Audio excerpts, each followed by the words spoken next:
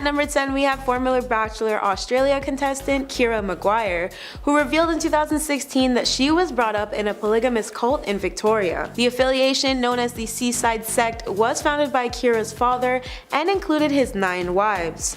One of those wives was Keira's mother, and Keira's father was also detailed to have 64 children and endlessly devoted followers who were drawn to his quote religious teachings, with claims that he was the reincarnation of the Lord. When Keira spoke about her upbringing in a statement for Women's Day, she explained, quote, "I am not in a position to comment. My mother removed my family from that environment when I was 5 years old, over 25 years ago. I was brought up by my mother and grandmother in Brisbane in a loving, caring, and compassionate household."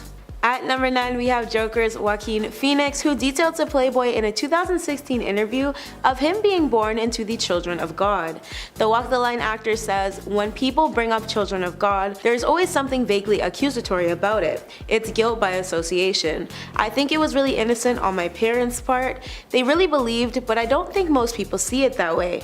I've always thought that was strange and unfair." TLG first came to light as Teens for Christ and is now known by its latest name of the Family International.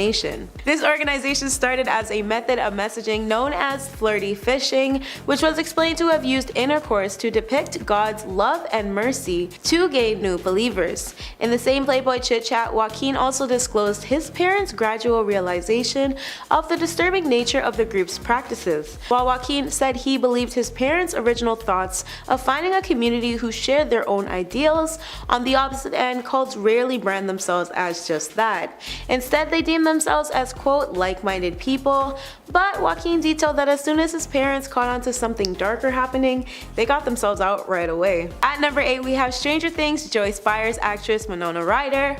Now, unlike a lot of other celebs on today's list, Winona seems to share great sentiment and respect for her former lifestyle. The group, known as the Rainbow Family Commune of Living, is located in California and is described as more of a community rather than a cult. Still, Winona was 7 when her family relocated into the Rainbow organization, and alongside 7 other families, Winona was reportedly living without television, music, and electricity across a 300-acre plot of land. According to the actress, she spent most of her developing years taking up an interest in her now career and reading, following her mother showing her and her siblings movies that were screen projected inside the farm's barn. When Winona recalled her childhood in a Dazed interview, she was incredibly fond and spoke highly of Rainbow. Quote, "It was pretty incredible. We were in 380 acres of redwoods and there was no electricity." Coming in at 6, Jayne Mansfield, Church of Satan. Actress Jayne Mansfield famously joined the Church of Satan back in the 60s, a cult which appealed to stars due to its partying ways and the founder, Anton LaVey's media attention. LaVey and Mansfield reportedly filmed satanic rituals involving LaVey wearing devil horns and a cape, and showed Mansfield drinking fake blood against a background of tiger skins. Fun times. It gets even crazier though. Allegedly, the pair went on to put a curse on Mansfield's then boyfriend, which resulted in a series of terrible events following. Mansfield and her boyfriend ultimately died in a gruesome car crash in 1967, with her 3 children, including Mariska Hargitay of Law & Order fame, surviving. Absolutely awful. Was it the work of Satan? You tell me. In at 5, the Arquettes, Sky Months Above. Did you know that Scream actor David Arquette was born in a commune in Virginia? Yeah, very Far Cry-esque, I have to say. The actor lived there for a brief amount of time with his sisters Patricia and Rosanna, as well as their parents. The commune had no electricity, bathrooms, or running water, with Patricia Arquette stating, "They started it with a bunch of their friends and they wanted to kind of build this utopian society. The family eventually left the commune, with Patricia stating they only left once the other members' true colors began to show. I quote, "My dad said, you bring the seeds of society with you, so you think this is all a great concept, but then suddenly you realize, oh, that dude has a real anger management problem, and this person's an alcoholic, and this person's greedy, and what are we doing here?" The family left the commune and moved to Chicago before eventually settling in Los Angeles. At number 3, we have charmed actress Rose McGowan. Similar to Joaquin Phoenix's childhood, Rose expressed how she also spent her early days in the Children of God. Rose's father partook in the Italian chapter of the cult, reportedly located on the outskirts of Florence. But Rose has been extremely vocal in her time so far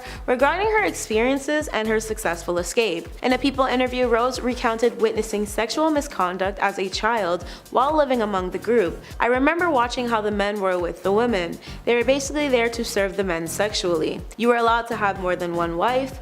The women would go to bars as lures and pick up recruits. They called it flirty fishing. For her escape, Rose took to rebelling by burning a wall made of Bibles and negatively responding to anyone who would ask her if she had, quote, let God into her heart. By the time Rose was 9, she removed herself from the group with her father once it was clearly brought to light that the group encouraged inappropriate relationships between adults and children. At number 1, we have the Smith siblings, brother Jaden Smith and sister Willow Smith. While their group is not officially deemed as a technical cult in today's day and age, there have been allegations that both siblings are involved as active members in the Organite Society. According to the group page's Instagram, they are a, quote, secret society of individuals who create and place Organite to balance Gaia's energy. According to the group page's Instagram, they are a, quote, secret society of individuals who create and place Organite to balance Gaia's energies.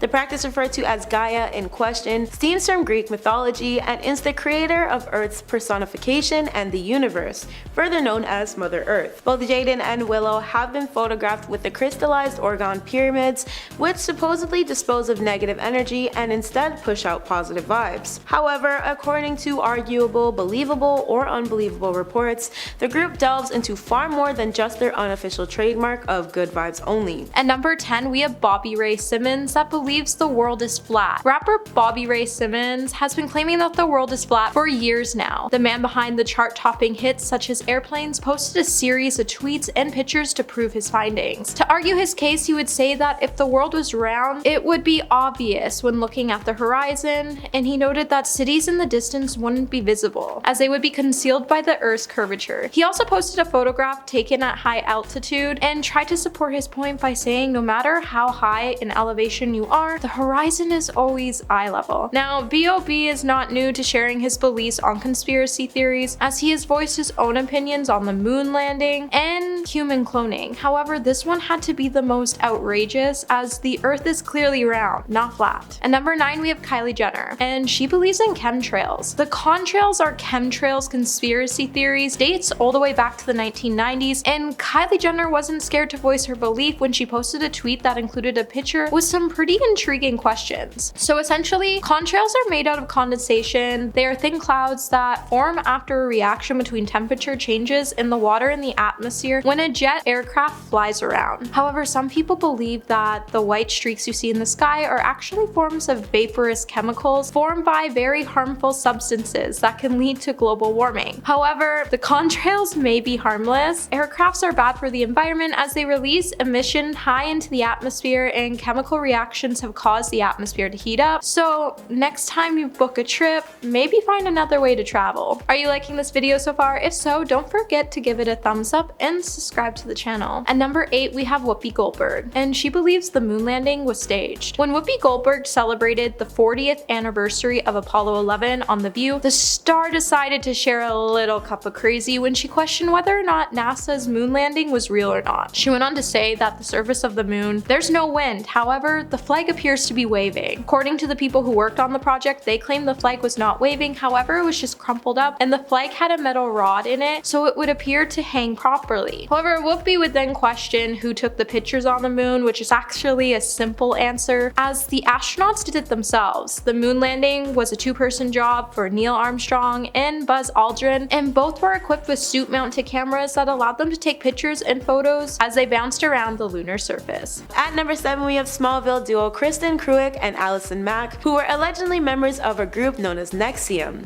This, quote, religious organization brands itself as a self-help group for the rich and famous in accordance with the Albany Times. Apparently, of the two, it was reportedly Kristen who initially joined the gathering and then proceeded to later drag Allison along with her.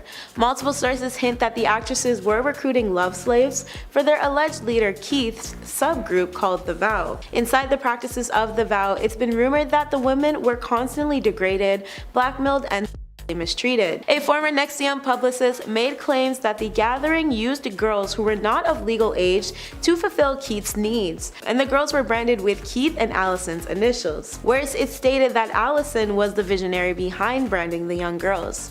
Not to mention Keith's arrest in March 2018 in Mexico for trafficking and forced labor, with video footage depicting Allison ready to follow the police if they chose to leave the property with Keith. As for Kristen, she made a tweet which spoke about her enrollment in the group, detailing that the course helped her overcome her shy nature. She also discussed on the social platform her leave and how she maintained minimal contact with anyone still involved. But at the same time, Kristen flat out denied all claims regarding the accusations of her being in the inner circle, as well as her non-involvement as a slave. There was even another former member who confirmed on Twitter that Kristen's non-inclusion being a part of the cult subgroup, where she was described as a lovely person who would never engage in those kinds of activities, and how she had gotten herself out of the mess before ish got weird. At number 6, we have Breathe Again singer Toni Braxton. Now, Toni released a memoir titled Unbreak My Heart, which revealed the R&B singer's involvement with the Pillar of Truth,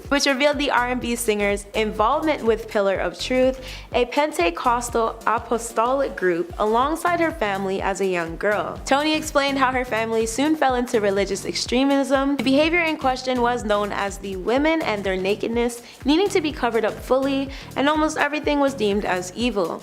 This evil included seemingly normal occurrences like going to the movies, for example.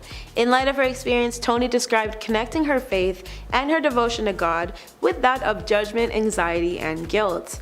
Apparently, the group also alleged to require its members to speak in tongues. Reportedly, Toni had faked this at a mere 8 years old just to keep up, explaining, "The ties that bound us together became the ties that strangled us." As per the Daily Mail, the Braxton family first became a part of 2 more repressive churches before they settled themselves into the Truth Foundation. At number 5, we have Batman's Batwoman actress Michelle Pfeiffer.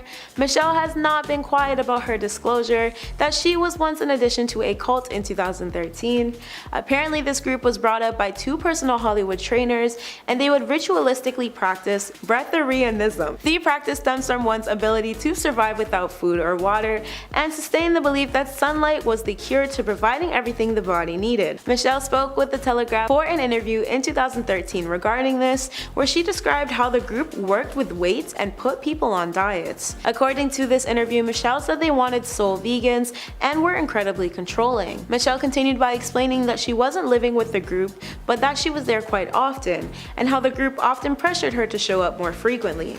Michelle said she was paying to be there at the time, so the experience was financially draining, among her other hardships. Lastly, Michelle spoke about how the group's highest state was breatharian. At number 4, we have Academy Award nominated Fatal Attraction actress Glenn Close, who opened up to The Hollywood Reporter in 2014 to reveal her position in her childhood cult, how she escaped the group, and the psychological damage it caused her. Glenn's father, Dr. William, reportedly brought his family to the right-wing religious group Moral Rearmament, or MRA for short, when Glenn was merely 7 years old.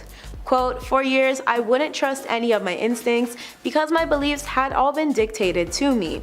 You basically weren't allowed to do anything, or you were made to feel guilty about any unnatural desire. If you talk to anybody who was in a group that basically dictates how you're supposed to live and what you're supposed to say and how you're supposed to feel from the time you're 7 till the time you're 22, it has a profound impact on you.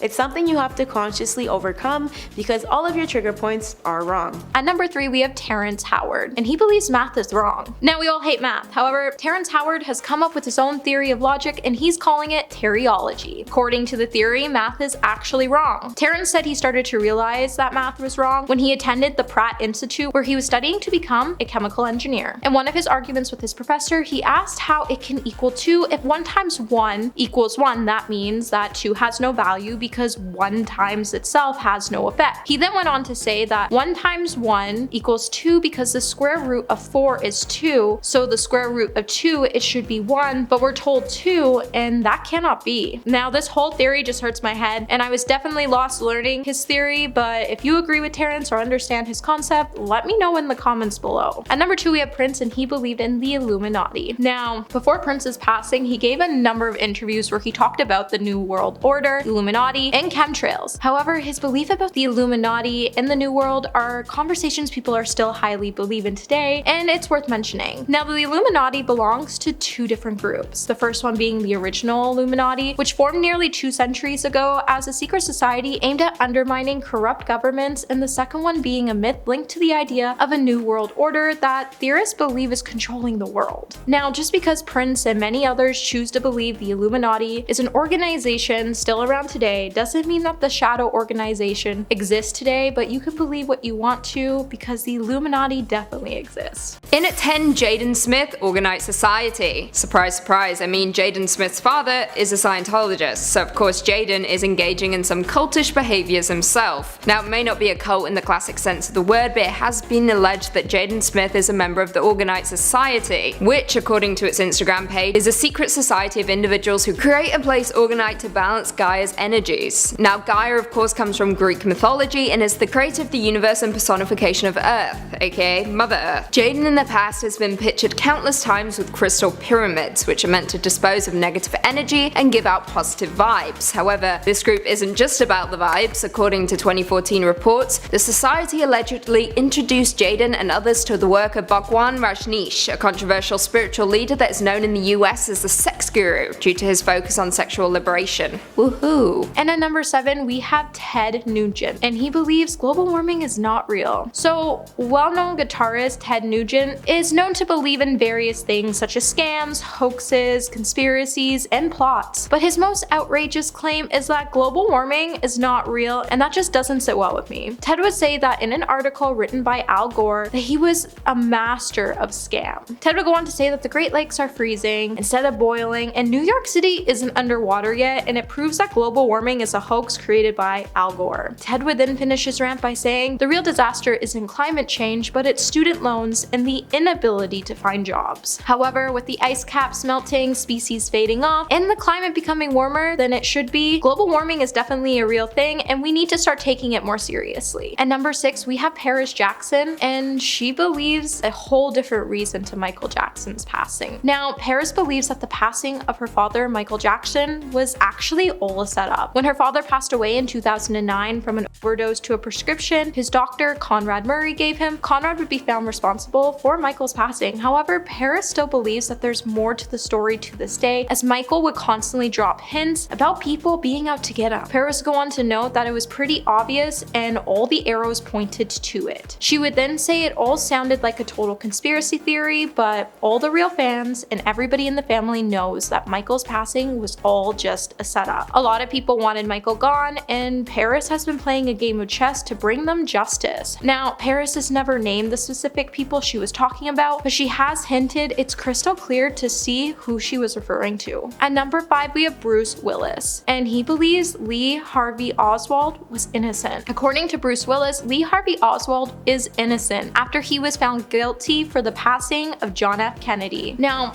Bruce has never claimed who he thinks actually committed the crime. However, he did say that the individual or individuals remained in power for decades. In 2007, he did claim that they still haven't caught the real culprit. Oliver Stone, who directed the 1991 conspiracy theory movie JFK, sincerely believed that Oswald didn't commit the act alone. Considering the outcome, there was a great deal of evidence that wasn't considered during the trial. At number 4, we have MIA, and she believes the CIA developed Google and Facebook. So during an interview with Nylon Magazine in 2010, the reason rapper MIA didn't use Facebook is because she claimed that the company was controlled by all the governments around the world, and so is Google. MIA would go on to say that all the governments are connected to Google, and all the governments can shift their search engines so you only see what they want you to see. Now, it's true that the US government research has contributed to the development of Google and Facebook. However, this is a true fact for any technology company. And it is true that Facebook does allow the Chinese government to censor some sites and apps. However, Google refuses to censor its search results, and that's why it's banned in China. Both sites are also known to cooperate with law enforcement as well. Coming in at 2, Tom Cruise Scientology. Of course, we can't have a cult list without throwing Tom Cruise right in the top, can we? Tom Cruise is of course one of the biggest supporters and defenders of Scientology, which according to its wiki page is, I quote, a body of religious beliefs and practices launched in May 1952 by L. Ron Hubbard. At its core, Scientology is a belief that each human has a reactive mind that responds to life's traumas, clouding the analytic mind and keeping us from experiencing reality. Sounds like a blast. The actor has previously stated that he first became involved in the group back in 1990 when he was married to his first wife, Mimi Rogers. Always blame the woman. According to the actor, he struggled with dyslexia and said that Scientology, specifically the L. Ron Hubbard study tech, helped him overcome his dyslexia. Sounds fishy to me. Now, Cruise doesn't speak too much about his beliefs, but he has called Scientology a beautiful religion. Now, of course, there have been countless reports about the true secrets of the group, with many actors and celebs fleeing their grasps over the years, including Leah Remini and Katie Holmes. Many members have gone missing and discovered dead, with many accusing the cult of being behind it. It is known that they don't like people deserting, with reports of them even pushing people into marrying, with it public knowledge that Tom Cruise interviewed people before marrying his ex-wife Katie Holmes. So weird. And finally, coming in at number 1, Allison Mack, NXIVM Cult. Star of the 2001 hit WB show Smallville, which ran for 10 seasons from 2001 to 2011, Allison Mack played the fan favorite best friend Chloe Sullivan. However, little did fans know this actress was engaging in some bizarre antics behind the scenes. Mack was allegedly a member of the NXIVM Cult, which was branded as a self-help group for popular celebrities. Mack reportedly joined the cult back in 2005, during which time she was reported to be used to recruit sex slaves for the cult's leader Keith Raniere. According to reports, the women were routinely degraded, blackmailed, and sexually abused by the leader and other members, including Mack. Many of the women were underage and were branded with Raniere's initials as well as Mack's, with many of the women stating that the branding was Mack's idea. Raniere was ultimately arrested back in March 2018 for sex trafficking and forced labor, while Mack was arrested just a month later. The actress pleaded guilty to racketeering charges in April 2019 and is currently awaiting sentencing in September of this year.